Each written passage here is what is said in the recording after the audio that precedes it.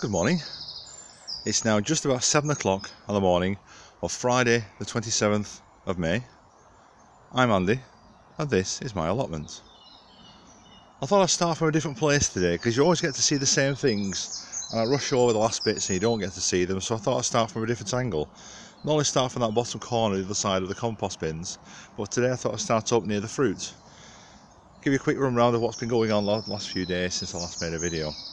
The netting is now on the strawberries. As you can see, it's hopefully you can see this anyway. You got to keep it quite taut. This is fairly tight. The reason for that is if birds land on it, you don't want them to get tangled in it, because if they get tangled in it and get stuck, they'll die. Last thing you want that to come down and have to release dead birds from your netting. It's all pinned down at the sides. I basically just use roofing nails, the sort you use for your shed, and pulled the netting tight over it, so all this is just quite tight on there. Some of the plants in there don't really need the netting over the top because they're quite small still, as you can see. But as we get down towards the plants that have been in for over a year, as you can see down here, they're actually pushing the top of the netting already, which I wasn't expecting because the netting's about 18 inches tall in some parts and a foot on the edges. So I may have to look at lifting that up slightly. I've got enough netting on the sides to do it, so it's not a problem. And over the top of the post, I took the brackets off, cut a hole in the netting and slid it down over the top. So there's a gap, but nothing's going to get through there. No birds are going to find that, so we should be fine. The rhubarb is doing absolutely wonderfully. So's the mare's tail in there, unfortunately, but it's something I've got to keep on top of.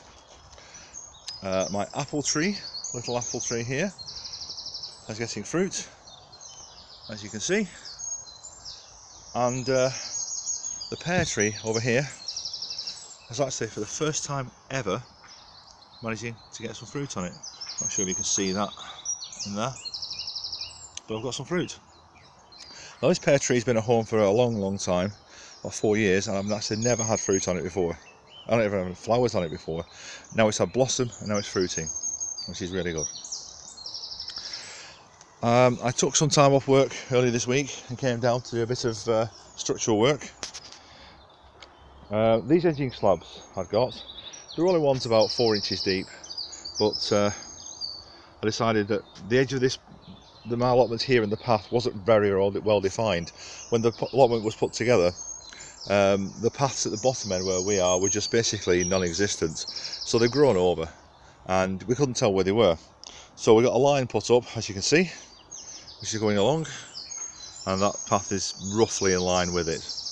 And then down this way, would you believe it, there's another path here as well between me and the orchard, but you can't see it, it's just gone completely.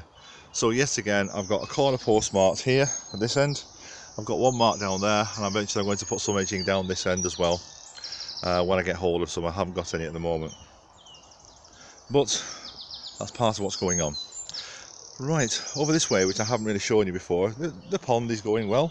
It's rather murky, it's full of weeds, etc. Some of this needs dredging out, and the crisp packet by the looks of it. Some of this needs dredging out, and basically when you pull it out you dump it on the side, so anything that's caught in your dredging has a chance to wriggle back into the pond, because I don't want to kill anything off like that. Then over here, this is going to be the herb bed, right by the side of my seating area. It's going to come down here. I'm also going to put some soil and some herbs in this bit here, cut this pond material back and put something down there. Then along here is my fruit hedge. It's going to be, I've got black currants in here at the moment. These two black currants are doing fantastically well. We've got fruit coming on them.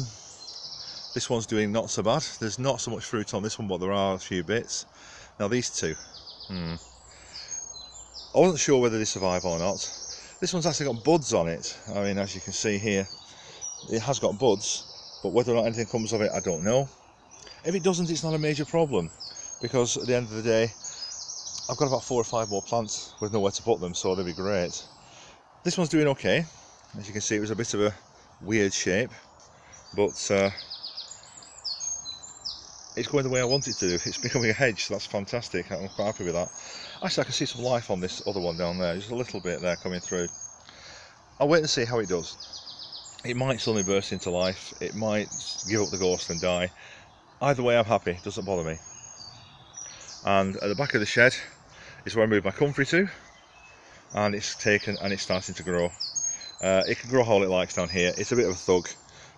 Last year and the year before and the year before that it overtook the paths, etc. So, well, didn't want it to do that again, so I put it down here, which is out of the way. It can grow what it likes. It's got to grow up to the edge of the wires there, so it can grow quite a lot. Now, this pile of wood here is the 5x7 shed that I have got to make for the chicken run. Now, the good news is, as of yesterday, I've been offered an 8x6 shed, so this 5x7 shed is now going spare.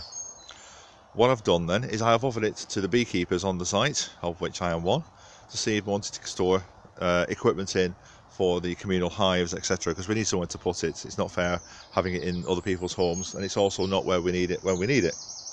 So I've offered this to them, and we're going to try and find a place to put it. The 8x6 shed is going to go here where all this rubbish is. All this has got to move. I've got to put some slabs down here. I'm planning on getting the concrete panels you get at the bottom of fences and just basically running them along here, all the way along to the edge there, and having a nice flat base on which I can put an 8x6 shed.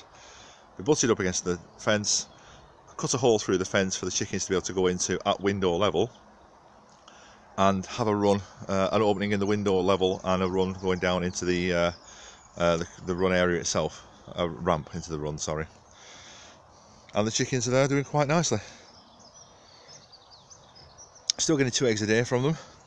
The one that was laying soft shell eggs, or thin shelled eggs rather, she's still laying thin shelled eggs, but she's having a break from them at the moment. That's her lying down at the back there having a little sunbathe. The sun's just coming up and she's taking advantage of it. Hopefully she's now getting out the habit of laying the eggs, because she looks like she's growing more feathers. So when she's fully feathered, like this one here is, then she'll start giving us some decent eggs. If she doesn't, it's not a major problem, it's just something I've got to keep an eye on for her and make sure that she's okay. I'm not going to wander around the show any more stuff. I've got stuff to do this morning. I am working this morning, but working from home, so that means I can stay down here for the next hour or so and get some stuff done. I've got things to plant out, I've got some courgettes to go out, I've got some beans to go out, all sorts of things like that. So I'll say goodbye for now, and I'll hopefully come back a little bit later with an update. Bye for now.